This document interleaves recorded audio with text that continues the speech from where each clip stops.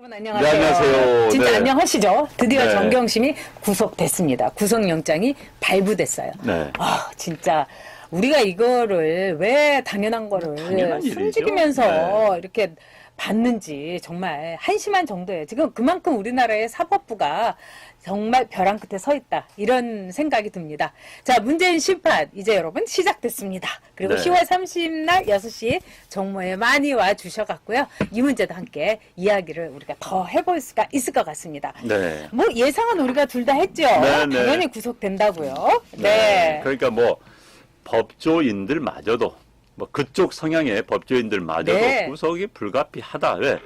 명백하게 증거인멸했지 않습니까? 아니, 그럼요. 전 국민들이 CCTV 통해서 다 봤는데 그걸 증거인멸이 아니다라고 한다면 그 판사는 정상이 아니지요.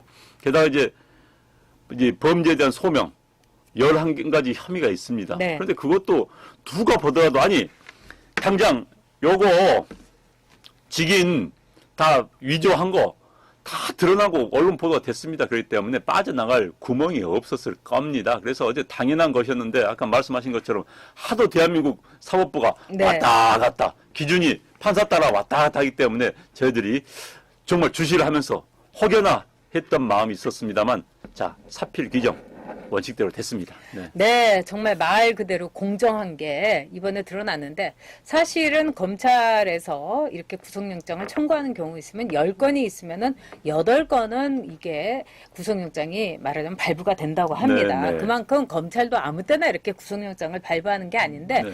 제가 보기에는 이거는 100% 발부하는 게 네. 제가 보기에는 뭐 당연한 거고요. 특히 표창장 이제 위조 문제라든가 또는 하드디스크 교체, 그다음에 네. PC 반입, 네. 아까 말씀하신 거 뭐 당연한 거죠. 근데 네. 이제 조범동의 이 회사 돈 횡령 문제까지도 이 검찰이 말하자면은 이 내놓은 영장에 대해서 법원이 판단을 했기 때문에 네. 정말 말 그대로 첫 번째 미니 재판, 이 오픈 게임에서 정경심이 완전히 패배를 했다. 이렇게 볼 수 있는 거죠. 그렇죠. 네.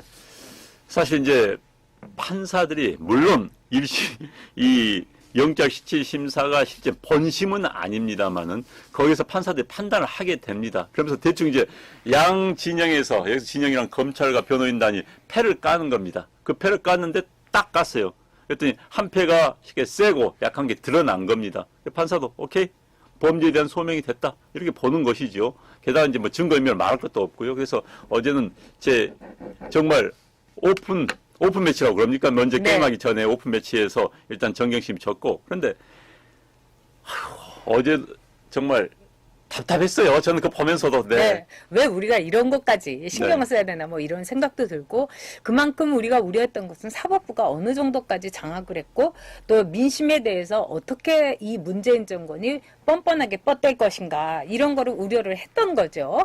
앞으로 이제 이번에 이제 구속영장이 발부됨으로써 검찰의 수사는 이제 조국에게 완전히 관역을 정조준하게 될 것으로 봅니다. 그럼요. 그리고 네. 조국의 이 소환도 곧 조만간이라고 볼 수 있겠죠. 아, 그럼요. 조국 조만간 소환된다. 네. 일단은 이제 한 사람을 부부 가운데 한 명을 이제 가뒀습니다. 표현이 네. 좀 그렇습니다만은 유치장에 들어가 있기 때문에 이제 말을 맞출 수가 없지요. 물론 변호인단 통해서 하겠지만 이제 두 사람이 말을 맞출 수 없는 상태에서 조국 전 장관님에 대해서 현 서울대학교 법과대학원 교수님에 대해서 검찰이 부를 수밖에 없습니다. 그래서 이제 공범 여부를 따질 수밖에 없는 것이죠. 그다음 증거인멸 교사를 한 건지, 네. 그다음에 자기도 그 대학원에서 네, 해주지 팀장님이 했지 않습니까? 인턴. 네. 그래서 본인이 어떻게 그러니까 주범을 한 역할들, 그다음에 사모펀드에 관련해서 본인이 알았고, 그게 또 이른바 권력이 개입돼 있는 것인지에 대한 문제 조사할 것이 굉장히 많습니다. 그렇습니다. 게다가 지난번 말씀드렸지만 이른바 좌파 성향의 시민단체에서 뇌물죄로 네. 100억이 넘는 혐의로 뇌물죄로 고발까지 했기 때문에 그것까지 조사받을 수밖에 없어요. 그러면 조국 전 장관님도 아마 상당 부분 검찰을 한두 번이 아니라 여러 차례 왔다 갔다 할 겁니다. 네. 어디가 아프다고 할지 또 모르겠어요. 또 등산 가신 분이 또 어디가 아파요? 그러니까요. 등산하다 발 삐었다? 뭐 그럴 수도 있고요. 그다음에 뭐 나는 이쪽에 뇌 종양이 아니라 뇌출혈이 이미 됐다. 뭐 네. 이러면서 붕대 나오고도 남고도 그런 남을 사람입니다.